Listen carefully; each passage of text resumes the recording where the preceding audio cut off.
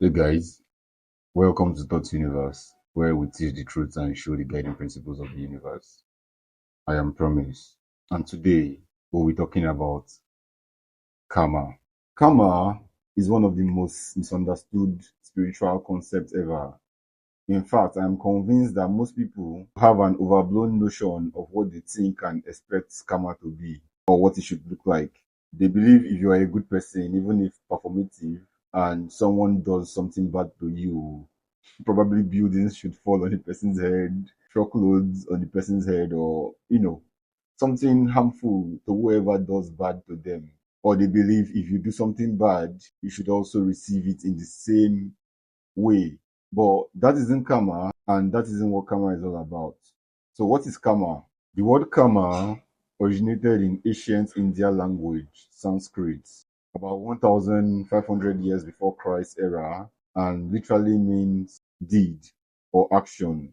It was seen as a ritual or a sacred practice in the Rig Veda to get and maintain wealth, material things, and abundance before evolving into a core ethical principle of cause and effect in major Eastern religions. Before the ancient India concept of karma and its evolution, many other much ancient societies had a concept of what we call karma today. They understood moral causation, cosmic balance, ancestral consequences, and the idea that all actions eventually returns to the doer. In ancient Egypt, while they did not use the Eastern term karma, their belief system shared the same core concepts of moral cause and effect. Their philosophy and principles centered on the goddess archetype, Ma'at, who represented truth, justice, harmony, balance, reciprocity, proprietary, and cosmic order. And this was at the center of a daily Egyptian life whose duty was to live in alignment with Ma'at. This meant maintaining harmony in your actions, treating others with respect, and ensuring your deeds aligned with cosmic truth. Ma'at was both the archetype goddess and a guiding principle of reciprocity. The idea that harmful or malicious action naturally disrupts your life balance energetically. The oldest substantial surviving proof of this incredible belief system can be found in the pyramid texts of the burial chamber of Unas, which dates between 2,375 years and thereabout before Christ's era. In ancient Mesopotamia, the civilizations of Sumer, the Akkadians, and Babylon, they believed that actions could bring about divine favor or punishment. They also believed that disorder always brought consequences and that individual and kings were accountable to cosmic and divine laws. And they believed that these consequences were from their gods rather than an impersonal karmic laws. Many individual African traditions were preserved orally rather than in writing, and this also contains ideas that resemble karmic consequences. Most traditions associated with the Igbos, Ordinani, the Yoruba spirituality, the Akan people, the Dogons, and other tribes in Africa had common themes of character determining destiny, ancestors witnessing human conduct, and harm done unjustly returns through an imbalance, likely energetic, and can cause an interference in your life. They also believe that actions affect descendants and the community at large. This is most likely not very identical with the Eastern karma, but nevertheless shares the idea that actions generate consequences, and even beyond the immediate environment. In ancient China, the early Chinese thoughts before the spread of Buddhism included concepts of moral reciprocity, harmony with the heavens, and consequences of violating natural order, as they believe that actions that violate harmony tends to create imbalance and suffering. Many Chinese folk traditions taught that good deeds bring beneficial outcomes and harmful deed brings misfortune.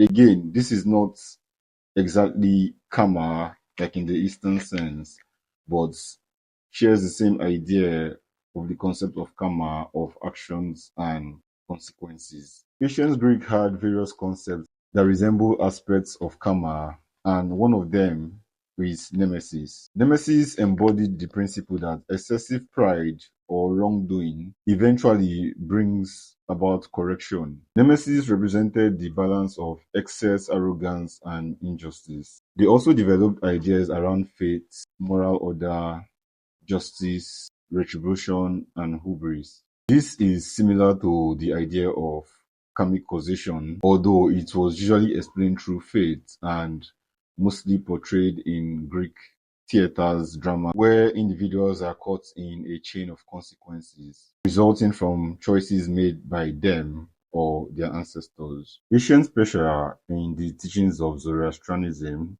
believed that humans choose between truth and falsehood, actions have consequences, and their souls are judged according to their deeds. Again, this represents moral causation and have similarities to the India idea of karma.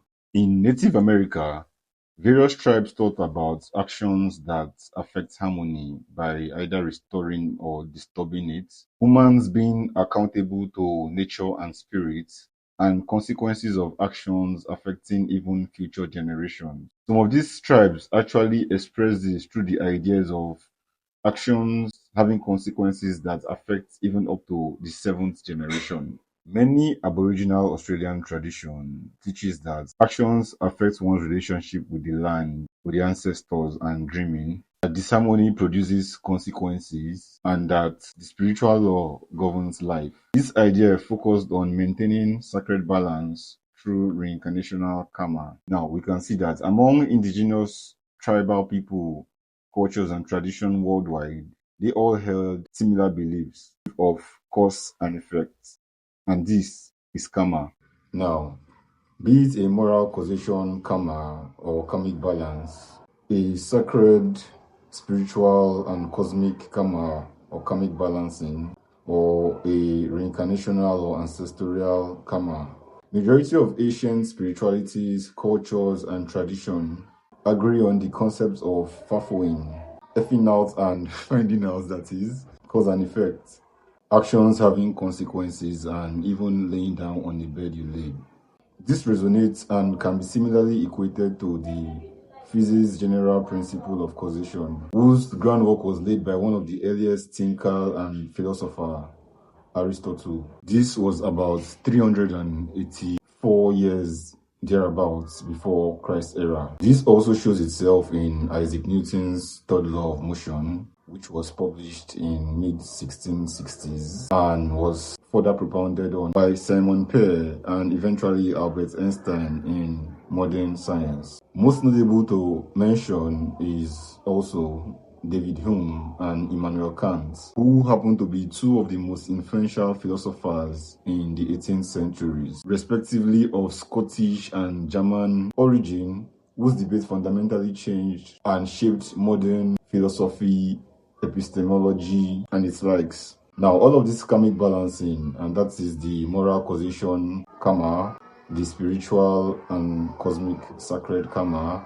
as well as the ancestral and reincarnational karma, all have a part to play at different levels of consciousness and understanding of these karmic balances. But at its core, they are all three parts of a whole, not two. From ancient shamans and spiritualists to grand philosophers, mathematicians, and even physicists across various civilizations and thousands of years, they have been able to identify various aspects of karma within the illusion of separation from the whole. A higher consciousness and a higher perspective experience helps you to see the totality and the entirety of the energetic cause and effects principle, karma. But first, let's understand karma. Karma, at its core, is a cosmic or spiritual energetic system of justice and balance, and reminds us that our thoughts, our feelings, our actions, and our intentions have a ripple effect that shapes our reality and our lives. Karma comes up as a result of unresolved and unbalanced situation in which the universe itself uses to correct its imbalance. Causes and effects have happened for thousands of years and can even be seen in nature and the natural realm itself. Our karma is mostly shaped by our responses to situations and events within and beyond our control. Everything is an output of what you have done or what you are not doing. And in rare situations, our karma are inherited. That is to say, sometimes they are not a result of your own personal actions. It could be something your great grandfather, your ancestor, someone in your bloodline, or even your immediate parents participated in. It mostly goes through the energetic system of the bloodline. So yeah, sometimes what you are going through are not results of your own actions. Your karma is rooted in the intention and lies in the essence of what you do. Basically, what you sow, you reap. So karma is not necessarily bad. It just reflects whatever energy you put out, and this can happen physically, spiritually, in subtle ways, loud, destructive, chaotic, lovingly, happily, and whichever state it manifests itself in. As karma does not manifest itself in the way of your expectations. Karma manifests itself in the experience of the vibration and pattern you generate by the way you think, feel, the things you do, and even why you do them. As your energy influences your consciousness, your emotional pattern, and your future experiences. Understanding that it's all energy, spirits, transforming and transmitting consciously or unconsciously in a conscious manner, a form of consciousness experiencing itself.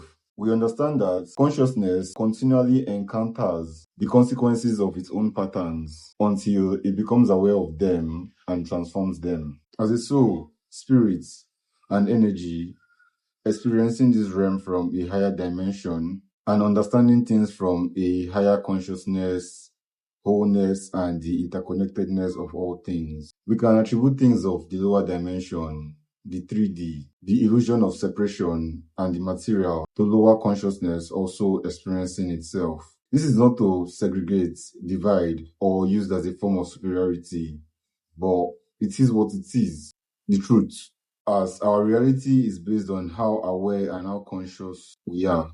But regardless of all, the totality of what karma truly is affects us all and affects all of us and doesn't take into consideration your ignorance, affecting us from our energetic and astral body to the material and from the spiritual to the physical until you remember and take charge of who we are.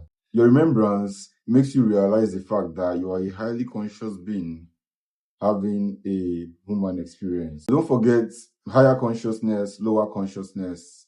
It's all consciousness. Chilling and having an experience based on you because you are not just one unconscious and powerless being. You are so much more. Hence, the indoctrination and mainly streamlined information made available to you. Like I said, being aware or not, the universal cosmic energetic justice system of balance affects you at all levels of consciousness and also extends into your ancestral and collective level as a whole. Understanding that everything is energy and that this energy is transformed, transferred, or transmuted by your thoughts, feelings, intentions, and actions, we realize that this energy influences your consciousness regardless of your ignorance or awareness of it. And so it influences your emotional patterns and even your future experiences. You can see that karma first begins on a conscious level, noticing and noting how conscious you are.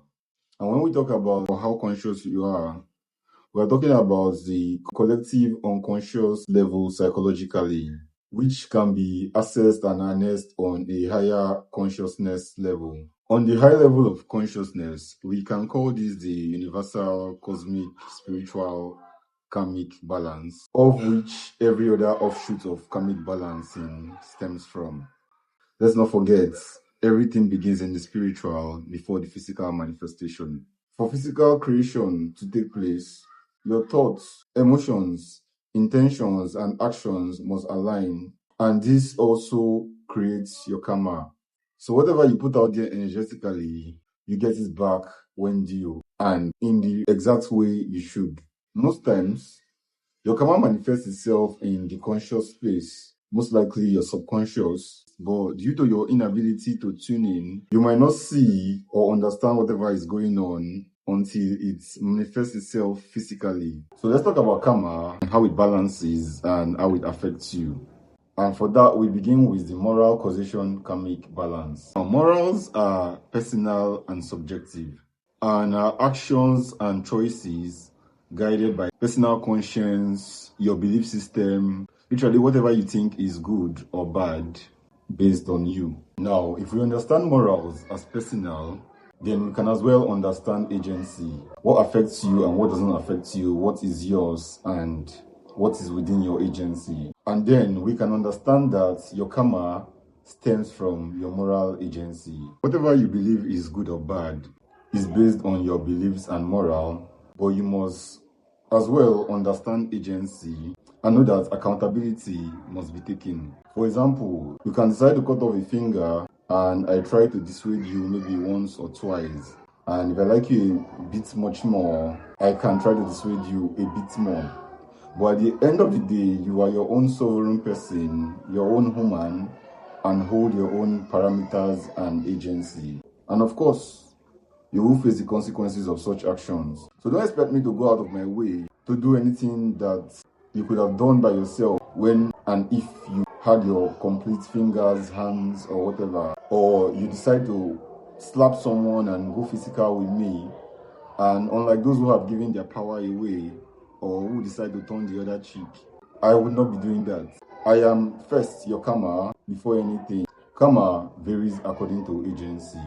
When you do things that affect others with bad intentions or good intention, when you do a good or bad thing, like I said, it's just based on agency, what concerns you and what affects and concerns others. As in a collective where collective decisions are made and a collective you are a part of, you cannot go against the grain based on your personal beliefs and conscience, as the collective already has a guiding principles that allows them deals within a community or a collective space. We also have ancestral, generational, or reincarnational karma or karmic balancing, as this is not separate from you or the whole of consciousness.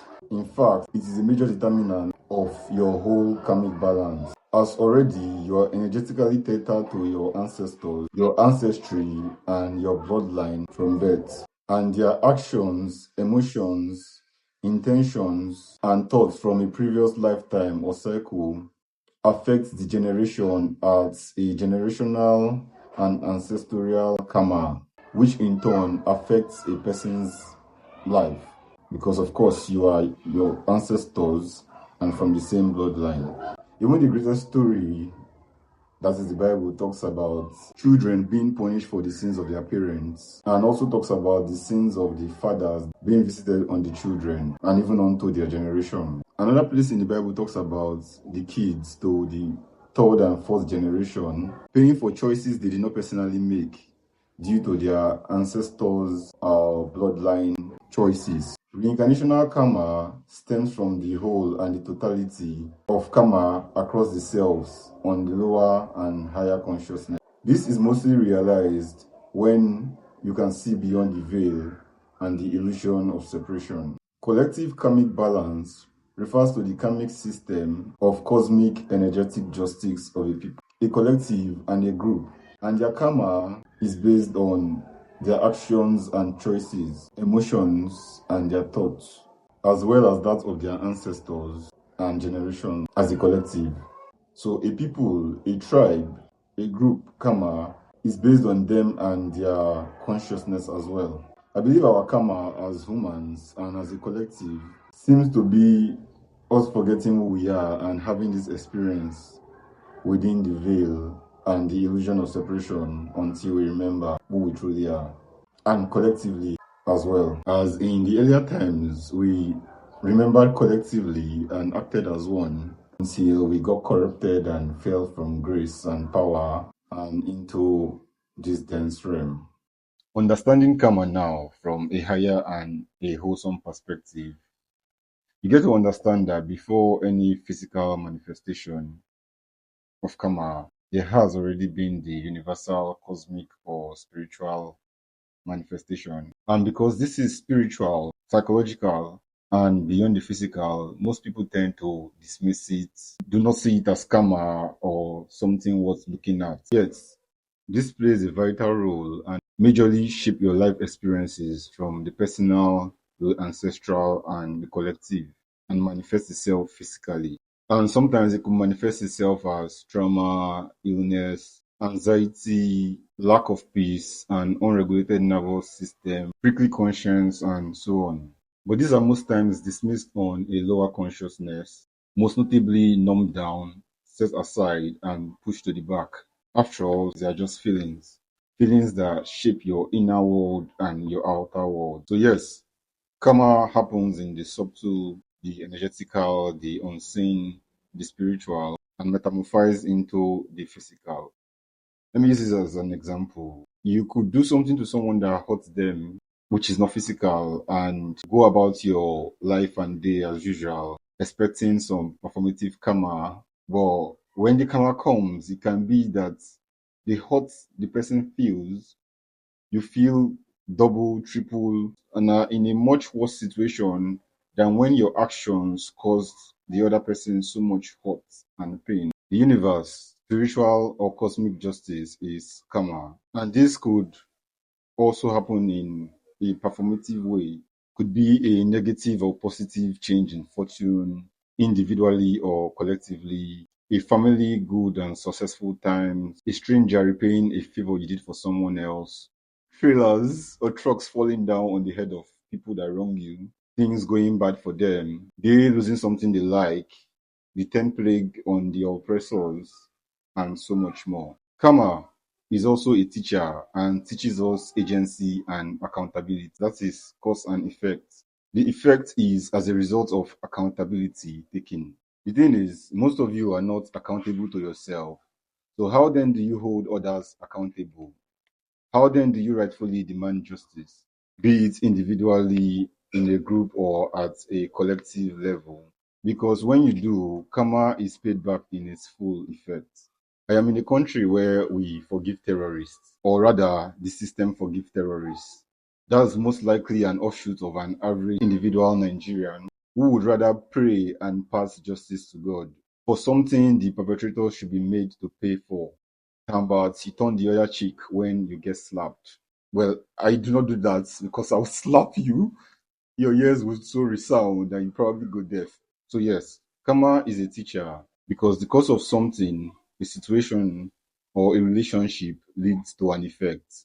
And in between that cause and effect lies the lessons to be learned. And lessons are not necessarily bad, especially when you learn what that situation or whatever is trying to teach you. And it is in how conscious and aware you are that the lessons are perceived and learned. To round this up, karma is spiritual and cosmic justice, and surely comes to collect in whatever form when due on the wheel of time, and not when we like. If you enjoyed today's topic, like, share, and subscribe to get more teachings of the universe. I also have my book here, Spirit Lead, A Guide to Raise Your Consciousness. It is the book that helped me on the spiritual journey and my path of feeling, healing, integrating, and being. And I know it would also help you on your journey.